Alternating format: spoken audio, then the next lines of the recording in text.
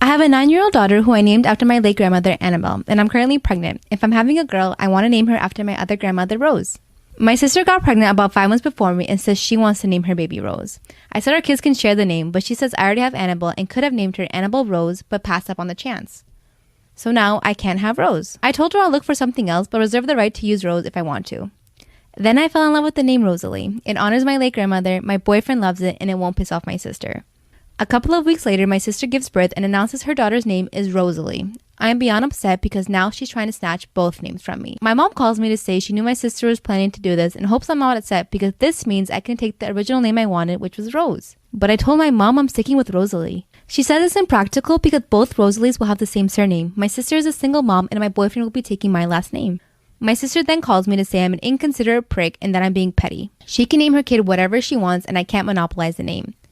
I said true, so by that same logic,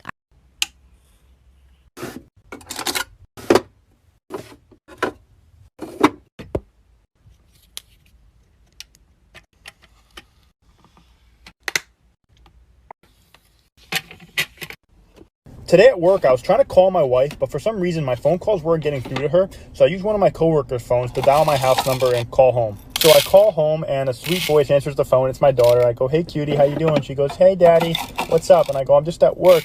What are you and mommy doing?" She says, "Well, I just finished lunch, and mommy's upstairs." I go, "Cutie, what's mommy doing upstairs?" She goes, "She's with Uncle Paul." And I go, "Uncle Paul? We don't have an Uncle Paul. What do you mean?" She's like, "Yeah, she's with Uncle Paul. They're upstairs in their room."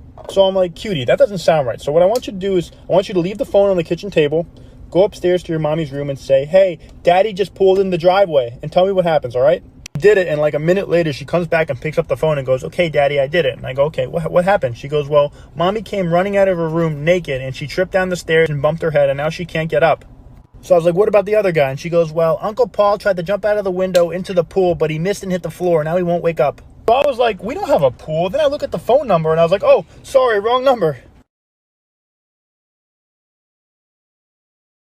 For most of my life, my sister has been wanting kids, but has been unable to carry a baby to full term in part due to endometriosis. She was in a lot of pain and had to have a hysterectomy. My sister and her husband have fostered 5 children and have adopted 2 children with autism and are great parents. They have a good home environment and are financially very well off.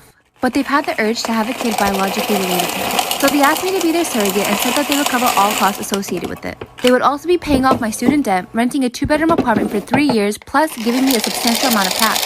I said sure, it'll be 9 months of my life in exchange for being set up for quite some time, and my immediate family thinks it's a great idea. However, when I said sure, I was expecting to get the whole artificial insemination package. But my sister and brother-in-law have asked me to get pregnant the traditional way. The rationale is that 1, it's the cheapest way, 2, they don't have to go to the hospital given the corona pandemic, and 3, babies conceived naturally are healthier and the pregnancy would be safer. Am I going loony for thinking of going back on my word? Is their request reasonable? On the other hand, if I do give this up, I'm also passing up essentially $200,000.